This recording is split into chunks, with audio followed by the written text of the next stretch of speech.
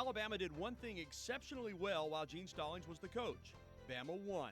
Stallings led the Tide to an SEC and national championship, 6 bowl games, and 1 win shy of 70.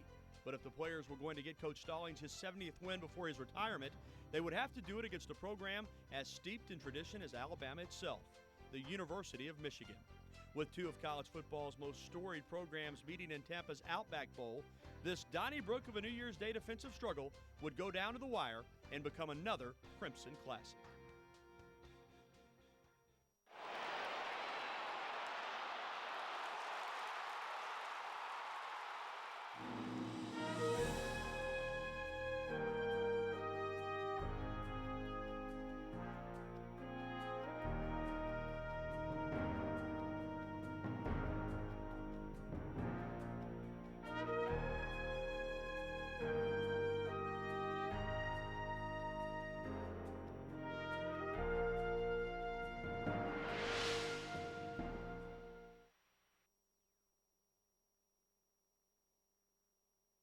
Welcome to another installment of Crimson Classics. I'm Gary Harris.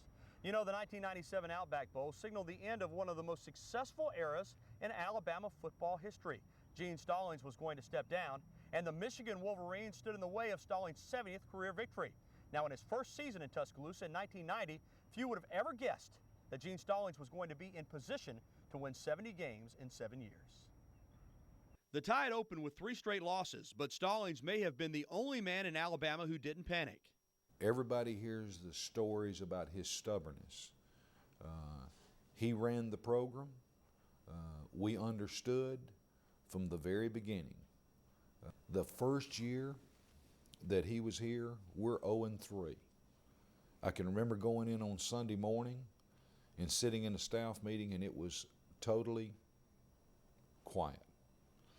He walks in from his office and sits down, opens up his book. He said, "Guys, they fire coaches at Alabama for going 0-3. But because of his direction, because of the way that he handled that during that period of time, he was unchanged other than getting the message, the fact is we got to win." And you know that in this profession. You know it even more when you're at the University of Alabama. He kept his staff together, he kept his players together, and eventually that turned it around to winning a national championship. Stallings came back to Alabama after coaching under the most successful coaches in both the college and pro ranks, Tom Landry of the Dallas Cowboys, and of course, Paul Bear Bryant. The thing that they had in common was both of them won, entirely different ways. Our X's and O's, when I was at the University of Alabama, was probably no better than anybody else's X's and O's. But our players thought they were. Just the fact that we had Coach Bryant on our sideline, and in the opinion of the players, was worth 10 or 12 points a game. Coach Landry, on the other hand, you can't believe how knowledgeable. I can't ever remember us calling the wrong play at the right time. It was nearly always a good play at the right time, good defense at the right situation. He was just so knowledgeable. He wasn't as close to his players as Coach Bryant, but yet he had the great respect for the players. So here's 2 guys that won in opposite directions, and yet the one quality that they had in common was that they won practically every Saturday and Sunday in entirely different ways. So it was good for me as a coach to see how 2 different people did it. If Coach Bryant were here today, he would say the same thing that he had indicated to me and some of his coaches that he's had that's worked with him over the years. Don't ever try to imitate those of us you be your own person. Use the philosophies, use the strength that you gain from someone. Coach Stallings was a lot like that. His mannerisms seemed to be. He never wanted to be and never wanted to take the place, because I don't know of anybody that can. You know, one of the things I probably remember the most about Coach Stallings is you always came first. If you were one of his coaches or one of his players and you worked for him, you were very important to him. And you know, even when you were out in a crowd and there'd be a lot of people around in the position he's in, he's such a high profile, people trying to talk to him, but he did as good a job as anybody I've ever been around to focusing on what you were talking about. So if you had a conversation going with him, he focused on you and not the people around him. And that's when my mom was on, her deathbed. She passed away of cancer my senior year, and Coach Stallings came right in the house and went straight to my mom and started talking to her. I mean, she might not have understood anything he was saying because she was drugged up on antibiotics and everything, and he went right over and talked to her, and she did the best to communicate with him that she could, and I really liked that. I know I had gotten in some trouble off the field going into my sophomore year, and he had talked to me the day before and told me to meet him in his office at 5 o'clock in the morning the very next morning. And now you want to talk about fear, that's fear. And he didn't have too many nice words to say to me over the phone. But when I walk into his office at 5 o'clock in the morning, is a 20-year-old kid that had really messed up and, 20 years old. Now, Coach Stallings understands that more so than some people. I know some people would say, still be screaming and ranting and raving and stuff like that. But, he comes in, or I walk into his office and he sits down and he asked me how I'm doing as a person, asked me how my family's doing, and we talked probably for 10 or 15 minutes about me as a person.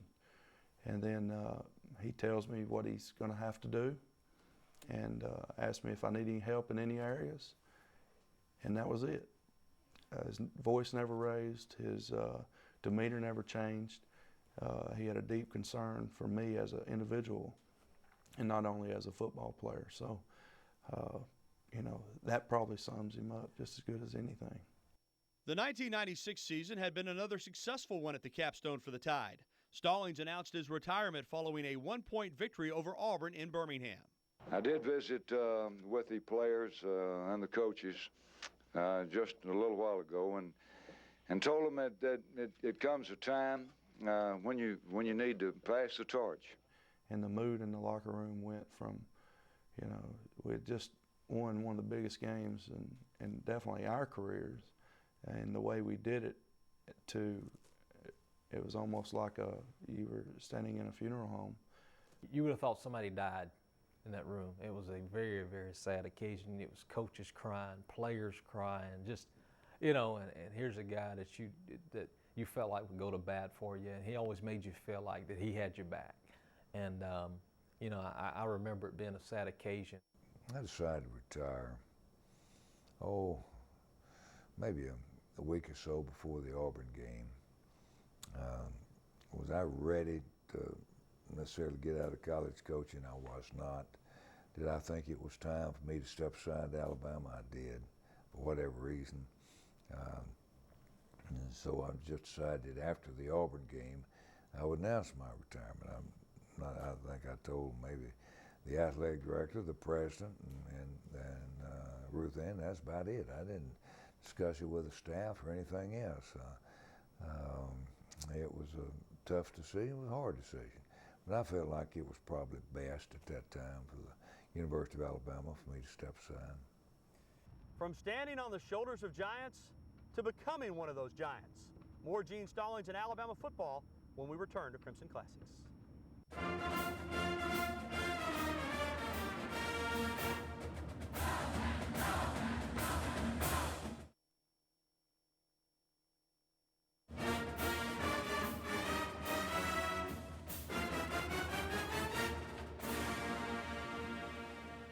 Houlihan Stadium, aka the Big Sombrero, was the site of the 1997 Outback Bowl and Gene Stallings' final game as Alabama's head coach.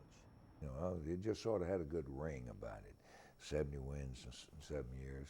And I think the players were concerned about it. They would like to, but I think nearly any group of players would like for their coach to win his last game. And we were playing Michigan, and it was going to be a tough game, and we all knew that, and we were fortunate to go ahead and win that game. I don't think you could find two programs that had much more history than those two did to be on the field at the same time. So, they had a young man named Brian Greasy at quarterback who everybody had known from his dad, Bob. we felt like going in the game that it was going to be a struggle to win the game because of their size, and they had good speed to go with that size. But, you know, again, we wanted to win that thing for Coach Stallings, and it was an outstanding Michigan football team. The two tradition-rich programs took the field on a sunny late morning on the first day of 1997. Houlihan Stadium, a.k.a. the Big Sombrero, was the site for the Outback Bowl and Gene Stallings' final game at the helm of the Crimson Tide. Alabama won the toss and elected to defer. After a Michigan penalty on the kickoff, quarterback Brian Griese starts from his 23. The Bama defense put pressure on the quarterback, dropping him for a 1-yard loss. Chris Howard finds a seam on second down, up the middle for 8. Cedric Samuel made the stop. Griese tries to go to the air on 3rd and 3, but the junior from Batesville, Mississippi to Shea Townsend knocks it away. 3 and out for the Wolverines.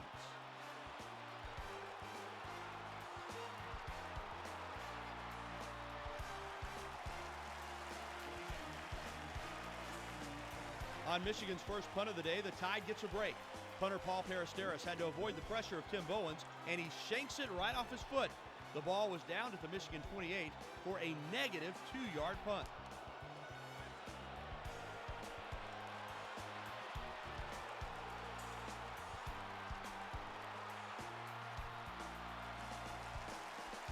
On first down, junior quarterback Freddie Kitchens hits a swing pass to Dennis Riddle for 6 yards.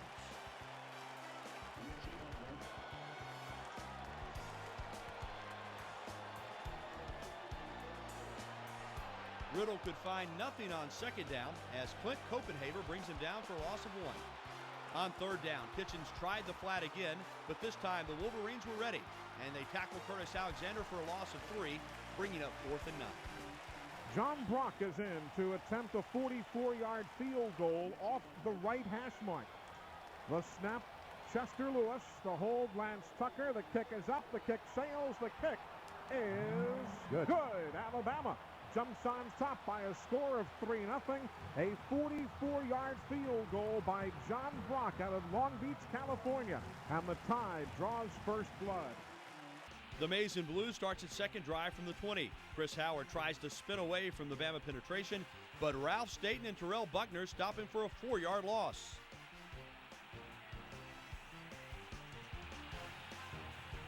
On second down, Griese finds Clarence Williams over the middle for 11 yards.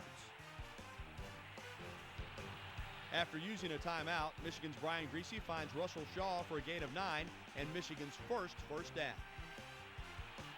Back to the ground the Wolverines go. Howard gains 3 before Kevin Jackson and friends bring him down.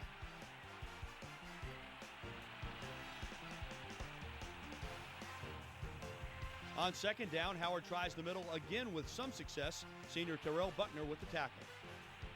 On 3rd and 3 from their own 43, the Wolverines opt to pass again. Griese completes to Ty Streets, but Fernando Bryant stops him a yard short. Time to punt again. After a much better punt this time by Peristeris, Bama starts from its own 19, and Riddle tries the left side with little success. Kitchens tried a little play action on second down, but good coverage by Michigan resulted in a 1-yard sack.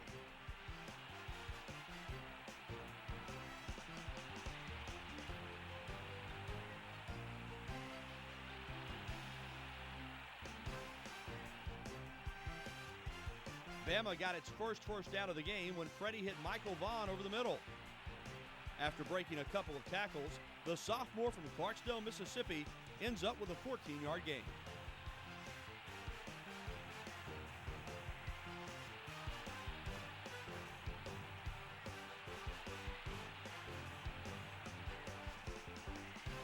From the Bama 34, Kitchens finds safety valve Curtis Alexander, and he picks up 5 on first down.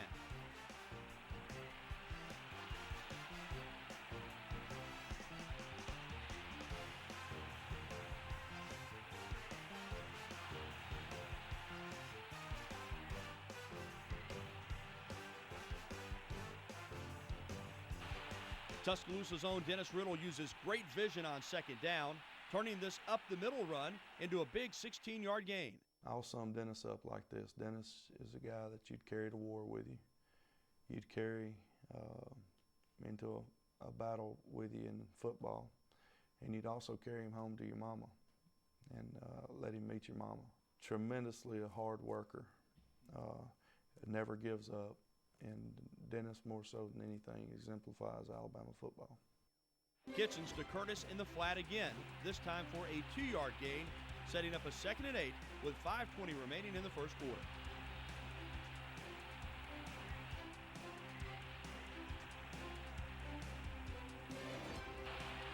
Riddle tries the right side, but an outstanding open field tackle by future Heisman Trophy winner Charles Woodson knocks Dennis to the ground.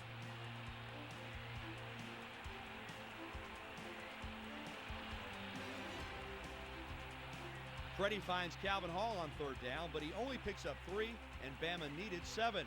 Punting time for Bama, but the Tide did chew up over 4 minutes on that drive.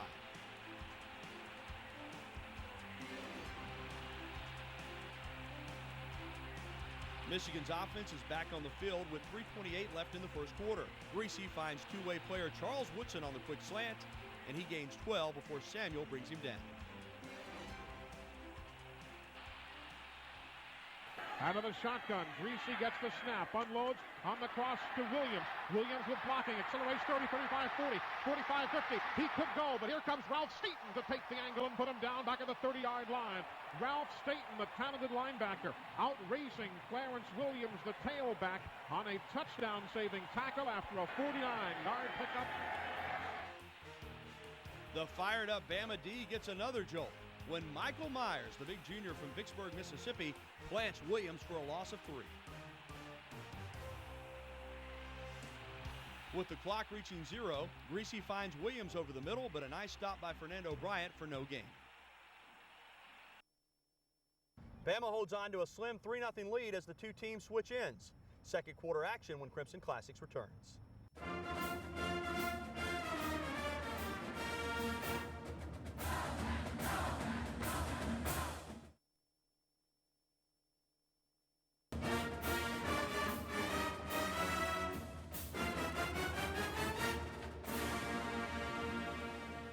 One thing was for certain in the 1997 Outback Bowl, nothing, and I mean nothing, was going to come easy on the offensive side of the ball. Let's watch as these two traditional powers continue to slug it out. Wolverines 1 of 3 and 3rd down. Greasy to throw.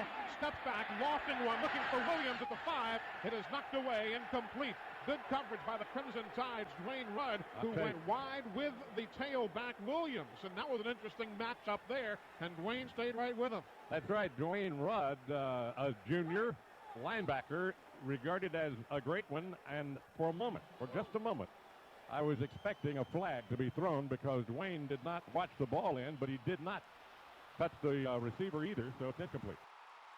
1st and 10 from the 15. Redshirt freshman Sean Alexander takes it 19 yards for the first down. That's no fluke. Sean was the Kentucky High School Player of the Year in 1994.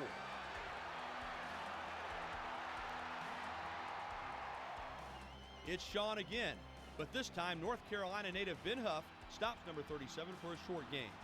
Unable to pick up the first down, Bama needs a boomer from Double Springs, Alabama's Hayden Stockton. And boy, did he get all of that one. A 50-yard bomb. Woodson with a nice return, though, up to the Wolverines' 30-yard line.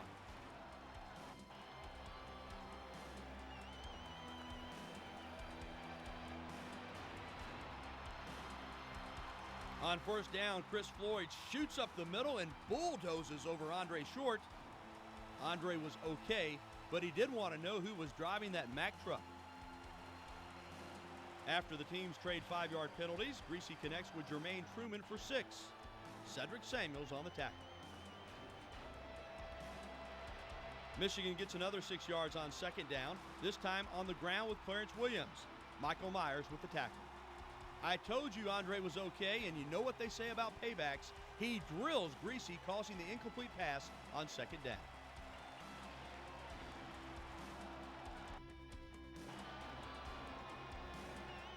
After Michigan picks up 13 yards, it's 1st and 10 from the Bama 32. Michigan's Chris Floyd up the middle for a big gain. After 2 big plays by Michigan set them up inside the Bama 20, it's time for the Bama D to step up. Streets is wide to the far side, Shaw to the near side. Handoff Floyd, hit hard at the 20 on a dive play. It'll lose back to the 20-yard line. Dwayne Rudd clogged up the middle with a big-time stop. The play loses half a yard back to the 20. 2nd and 11 from the Bama 20. Greasy, a two-step drop and a throw across the middle. Sails incomplete. Greasy that time just overthrew the receiver. He couldn't have caught that one, I don't think, even with a butterfly net. Two tight ends, one in motion to the near side. Floyd is the tailback. Greasy under pressure. Staten comes blitzing from one side and Sigler from the other. They put Greasy down for a big-time loss on a 3rd and 11 play all the way back to the 26-yard line. Big-time blitzing by Bama. Bama's D keeps Michigan out of the end zone, but the Wolverines' Remy Hamilton knots the game at 3 with a 44-yard field goal.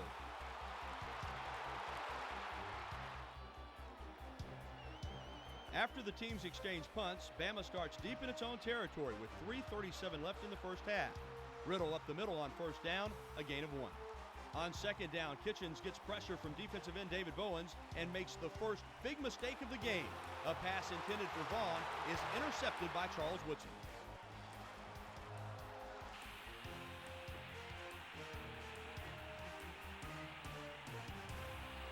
Greasy tries to flat on first down, but he overthrows Clarence Williams.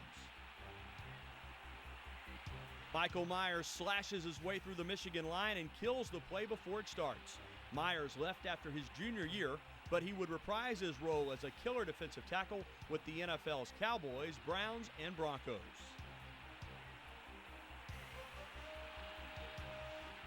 On 3rd and 13, Greasy hits Williams with the slip screen, and the Michigan workhorse gains 12 before Kelvin Sigler makes the stop. It looks for the moment like Bama has dodged a bullet, with Hamilton lining up for another 44-yard field goal attempt. But it's a fake. Holder and Mr. Do Everything Brian Greasy takes it 18 yards for the Michigan first down. Kelvin Sigler makes the touchdown-saving tackle.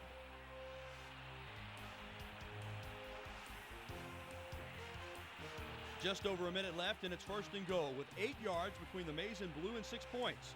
Chris Howard almost gets it all on one run. Despite having a timeout available, Greasy spikes the ball, giving up 2nd down and setting up 3rd and goal from the 2 with 30 seconds left.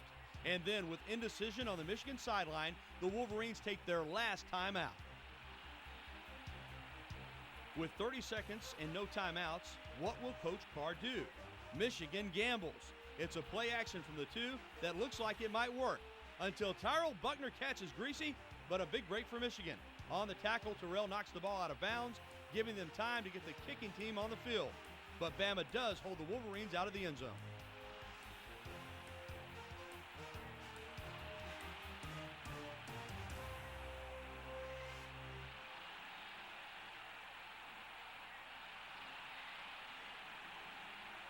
And there will be no fake this time. Hamilton drills the 22-yarder, putting the Wolverines up 6-3.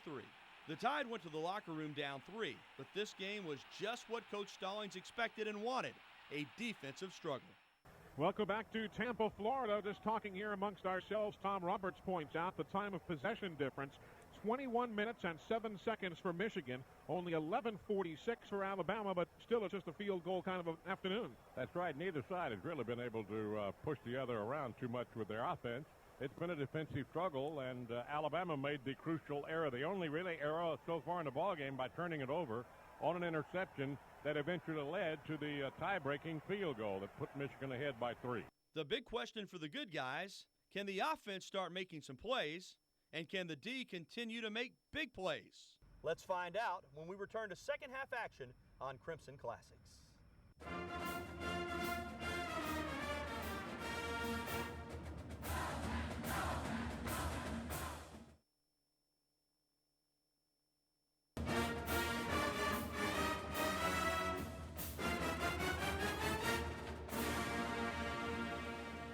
Alabama is moving the football as we rejoin the action on Crimson Classics. Bama's ball on the 20 to start the third quarter. Riddle for 4 yards on first down. A little play action on second down, and who says Bama never throws to the tight end? Patrick Haight reeled in the pass for 12 and a first down.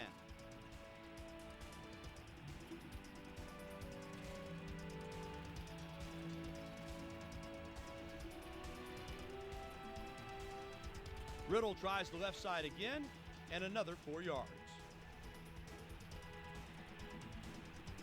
The right side wasn't as kind to Dennis. Michigan dropped him for a 1-yard loss. Michigan right in Mike Elston with good penetration on third down, and he breaks up Kitchen's attempt to find Curtis Alexander.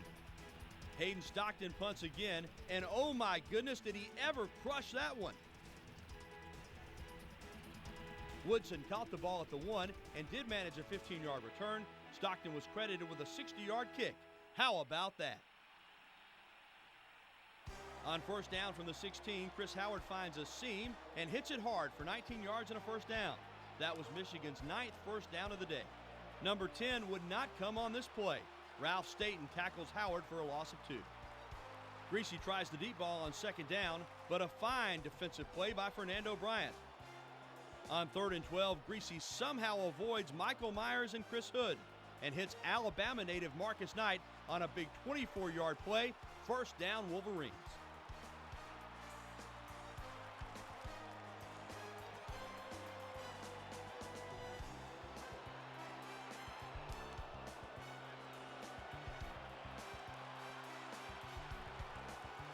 On 2nd and 8, Lloyd Carr has something up his sleeve. Greasy laterals to Woodson, who pitches it back to Greasy. It was set up beautifully, but Bama caught a break when Greasy was tackled by the invisible man.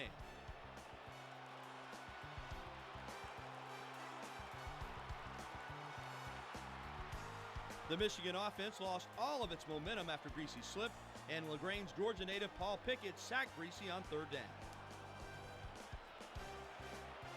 Coach Stallings and offensive coordinator Woody McCorvey try to inject some life into the offense. Alabama now on the 1st and 10. Warren Faust, the quarterback. He'll option it out on the near side, and Riddle takes it to the 20-yard line. So Warren Faust on his first play at quarterback runs the option on the pitch out to the 20-yard line. Warren Faust, of course, brings a different plate to the table for Alabama offensively. He loves to run the football. He just soon keep it, has taught it. 1st and 10, Bama from their own 20. Faust out of the shotgun. Warren calls the quarterback draw right up the middle of the 25, tripped up as he goes forward to the 28-yard line. The sophomore from Midwest City, Oklahoma, might have been just what the doctor ordered.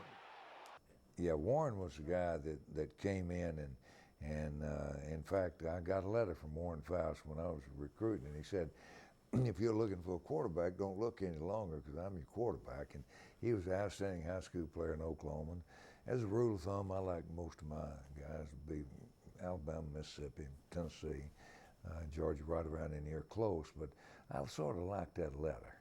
And anyway, Warren came in, and what an outstanding young man. But I don't think we beat Michigan if Warren Faust doesn't go in and run a few option plays and keeps the ball and gets us a little offense. On 2nd down, it's Faust, option left. And lucky for him and the Tide, he recovers his own fumble. Another first down for Bama, and Warren Faust keeps for the 3rd straight play. He gains 11 around the right side, and Charles Woodson makes him pay. Riddle takes the handoff from the Bama 45, and it takes a nice open field tackle by Woodson to keep the former Central High Falcon from gaining more than 5. Faust rolls to his right on 2nd down, trying to attempt his first pass. Finding no one open, he scrambles into Wolverine territory. With the clock heading under 2 minutes left in the 3rd, Bama takes advantage of some confusion on the Michigan side. Riddle takes the option pitch for 19 yards and another Bama first down.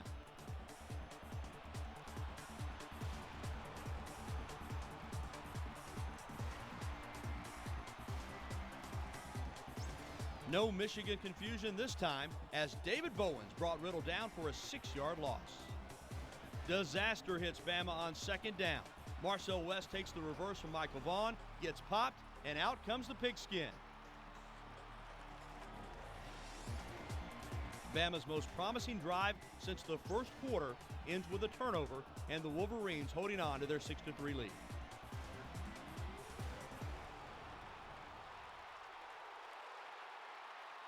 And as good teams will do, the Wolverines capitalize quickly. Williams takes the first down run 30 yards before Michael Fagan makes the stop. The 3rd quarter ends with Williams getting stuffed by Kelvin Moore for no gain. Greasy flips it to Williams, who somehow avoids a loss and manages 4 yards before being chased out of bounds by Ralph Staten. More action from Tampa when Crimson Classics returns.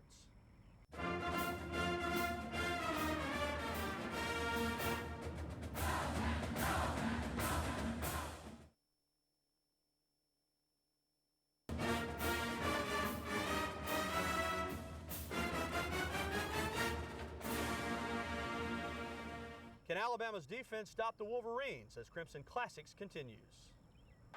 After an offsides penalty makes it 3rd and 1, a quarterback sneak gave the Wolverines another first down. The momentum was completely on Michigan's side at this point. Let's listen as Eli and Doug make the call. Alabama back to the normal defensive front, handoff Williams.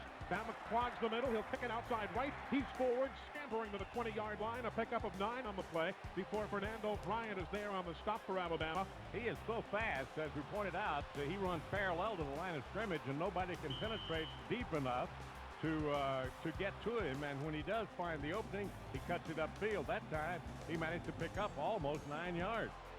Payne, the center, did he move his hand on the football or rock it? Jumped and touched him. Prior to the snap, contact by the defense, offside, 5-yard penalty, first down. And Mount Stallings is about to erupt like Mount Vesuvius across the way. He is pacing like a pent-up cat across the far side.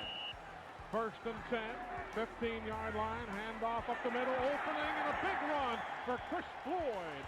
He gets loose and is down to the 7-yard line before Cedric Samuel makes the stop. Handoff, big move by Bama, and Hood comes in to corral Chris Howard. Howard got the handoff and got drilled at the same time back out to the 11, so the play will lose 3, and it sets up a 3rd and 6 now for Michigan from the Alabama 11-yard line. Boy, you'll never know how big that play was by Chris Hood. He kicked off the blocker. He moved by Tumaine and got to the runner. And if Alabama doesn't jump off sides again, they might force him into a field goal. Man in motion, the tight end, Campbell, from the near to the far side. Greasy under pressure. Throws, intercepted by Rudd. Intercepted by Dwayne, 25, 30. He's going to go. Nobody is around but men in white. Dwayne Rudd, interception, 87 yards. Touchdown, Alabama. We got to see who the guy was that was putting the pressure on Greasy, that was coming on a blitz. He got to Greasy and was throwing him to the ground when the ball was thrown, and Dwayne Rudd picked it off and took off 87 yards for the touchdown. And it's amazing how Alabama looked for a moment like the defense was a bit disorganized, wasn't really in control, and wham, they got the lead. And you know what? The Michigan band has stopped playing. Ziegler made a lot of good plays. Dwayne went ahead and played pro ball for a long time, had great speed. He was just a natural player. And, he picked off that ball and ran it down that sideline. And unless he's just going to drop it, I felt like he was going to score because nobody was going to catch him. He was blessed with outstanding speed for a linebacker. Well, Coach Stallings used to tell them guys all the time, so they'd heard it quite a bit. You win games with players making plays, and that's what Kelvin Ziegler was, a tremendous football player. And, everybody, we constantly was teaching them, or Coach Stallings was talking to them about, somebody's got to make a play in a situation to win the game. And Kelvin did that, and of course Dwayne, took it full advantage of it. But I think you get 11 guys trying to make plays, and you're going to win games. Well, somebody along the way is going to have opportunities, whether they make it or not. And Kelvin made the play that day, and Dwayne made the play to intercept it and run it back for the touchdown. John Brock's point after touchdown was good, and Michigan went from almost certainly extending its lead to being down by 4. Alabama 10, Michigan 6. To the air on first down, Russell Shaw gains 9 before Deshae Townsend makes the stop. Greasy squirts through for 3 and the Michigan first down. Greasy shows off his arm strength on first down, but this time he overthrows Shaw. Sylacauga native Marcus Knight continues to be a thorn in the Tide's side. He makes his 3rd catch of the day for 4 yards. Another offsides penalty against Bama makes it 3rd and short, and another quarterback sneak makes it 1st and 10. With the clock under 11 minutes, Williams weaves into the middle for 2 before Bryant brings him down. Michigan with a bit of luck on 2nd down. The ball ricochets off its intended receiver, and Ty Streets hauls it in for 10 and a first down. The Wolverines are in Bama territory.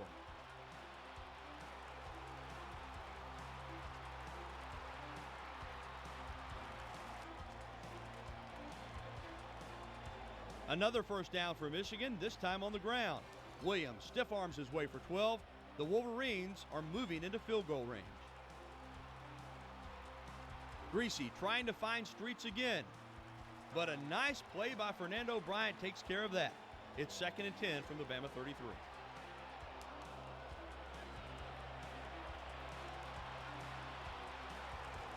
Back to the ground, Williams for 3. Greasy has time to throw on 3rd and 7, but his deep ball zooms past Knight and out of the end zone.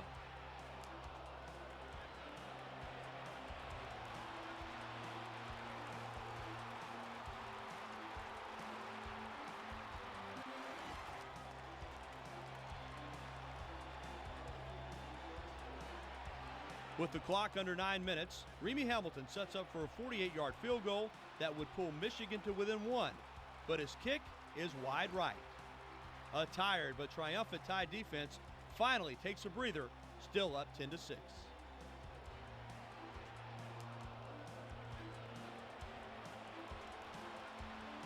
On 2nd and 7, Coach Stallings sends in Warren Faust again, hoping to give the offense a little pickup. It seems to work, but wait a minute. Riddle's nice run is called back because of a holding call. On 2nd and 17, Faust up the middle for 2. On 3rd and long, it's Kitchens from the shotgun, but it's almost a nightmare for Freddie as Michigan's Glenn Steele slashes through the line and disrupts the pass. Hendricks almost brings it down for a Rudd-like interception that would have been a certain 6 for the Wolverines. After a 47-yard punt by Stockton, it's Michigan from the 23. Greasy finds Shaw for 18 yards, and what a great grab that was by Shaw.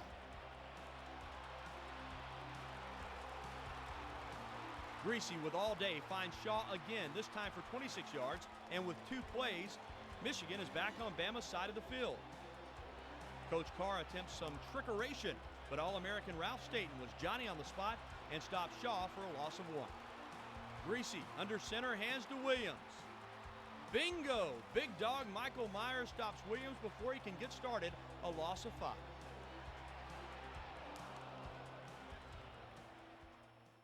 Defense, defense, and defense. That's been the name of the game on this New Year's Day, as it has been the entire 7-year tenure of Coach Gene Stallings. But hang on, the offenses will try to take center stage as we wrap up this 1997 Outback Bowl when Crimson Classics returns.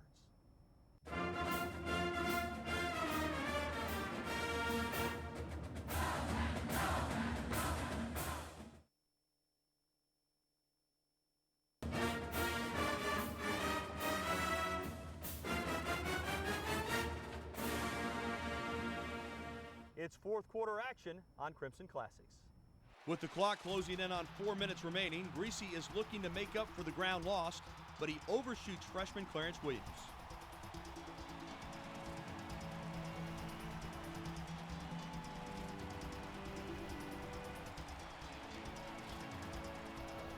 Hoping to pin Bama deep and get the ball back in good field position, Greasy drops back to pooch punt. But instead of rolling toward the end zone, it rolls out of bounds. Bama's ball at the 22. Now here are the pertinents in the ball game. We have 4 minutes and 24 seconds to play. Alabama leading 10-6 with the football. The Tide has all of their timeouts remaining. Michigan is down to their final 2. And the Tide would just love to put this one away, even the count against Michigan, and let Coach Gene Stallings head home with his 70th win. Freddie Kitchens at quarterback. John Causey is the center. The single running back, Sean Alexander. He'll get the handoff, goes to the far side of the field, turns it up north-south. He's across the 30, 35, down to the 36-yard line. First down, Alabama. Big run there as he went laterally for a while, then saw the opening behind the blocking on the right side, and he turned it upfield for a 13-yard gain out to the Michigan 36-yard line. And the clock on the move as they move the change, closing in on 4 minutes remaining. The quarterback is Kitchens. Freddie on the give. Sean Alexander, nothing there. He will lose a yard back to the 35. But again, the Tide intends at this point to keeping the clock moving. 3:35 to go. Here's a 2nd and 10 now from their own 36 for Bama. Kitchens on the handoff. Sean Alexander reads the seam. 45-50 into Wolverine territory. First down, 47-yard line. He was stacked up at the line of scrimmage, maybe for a gain of a yard, but Sean waited and waited and waited and then saw a hole for 17 yards And most importantly, it keeps the clock on the roll, and Alabama in control of the offense. Single running back Sean Alexander. He gets the handoff. Here comes the blitz. He'll break the tackle and manages to get a couple of yards. Big crowd, a lot of enthusiasm. And I'll tell you, you got Michigan and Alabama on the field together. Doesn't get a whole lot bigger than this.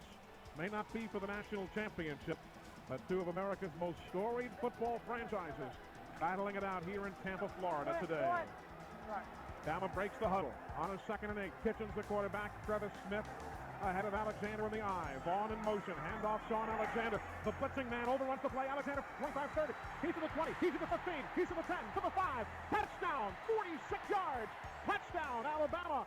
Touchdown Alabama. The Tide is going to give Gene Stallings his 70th win at the capstone in just 2 minutes and 15 seconds from now. Big time run for Sean Alexander. Got a great block allowing him to turn the corner. He then outraced one man who tried to tackle his ankles, and he didn't stop until the words Tampa Bay were facing him in the end zone. And Gene Stallings with a huge, huge smile on his face on the sidelines. Now the extra point.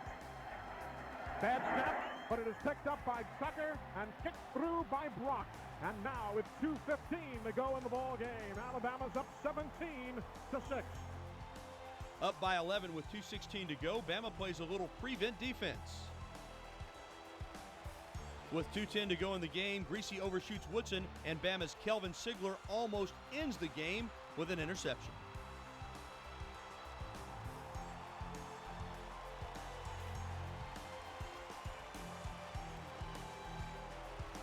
Michigan picks up the first down as the clock goes under 2 minutes.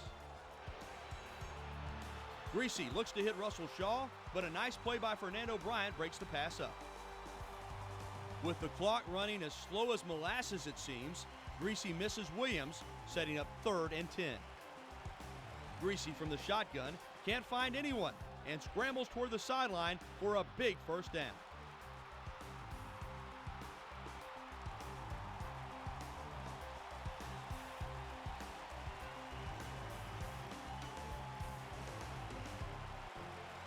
Greasy brings the maize and blue toward the center of the field with this pitch. Greasy back to pass, looking deep, finds Williams over the middle for 41 yards. A nice tackle by Andre Short.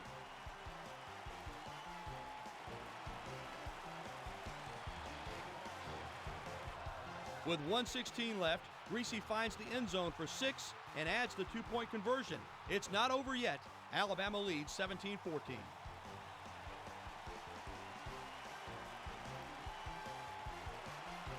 Now everybody in the house knows what's about to happen, an onside kick. It's a good one, takes a long bounce. Michigan has a chance, but Bama's Chad Goss makes the catch. Alabama football. After recovering the onside kick, Kitchen runs out the clock, and the Tide has done it. Alabama 17, Michigan 14. Gene Stallings had won his 70th game at the helm of the Alabama Crimson Tide. His overall record at Alabama, 70, 16, and 1. That's a winning percentage of .805, and that is not too shabby. He had 70 victories in 7 years, and that's 10 a year. You know, those are phenomenal numbers in the sense that he'd compare with anybody in the history of college football. Alabama gave me a chance. You know, Coach Bryant gave me my first job. Can you imagine coming out of college and being an assistant coach at the University of Alabama? I'm making $4,500 a year. I thought I had the absolute best job in the world. Now times changed a little bit. Now, not only was I fired at Texas A&M, I was fired at the Cardinals. And, you know, it happens to a lot of coaches. But here, Alabama gives me another chance. Hootie Ingram and Doc Sayers give me a chance to coach back at Alabama.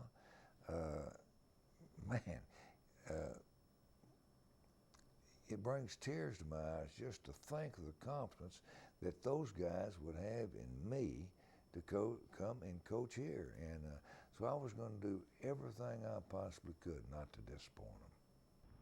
The Outback Bowl victory capped off a terrific 7-season career for Gene Stallings at the helm of the Tide. He sits in the annals of Crimson Tide lore as a national championship coach and one of only 4 coaches to win better than 80% of his games, joining Wallace Wade, Frank Thomas, and his mentor, Paul Bryant. Gene Stallings, a great coach and a great man. For the Bryant Museum, I'm Gary Harris.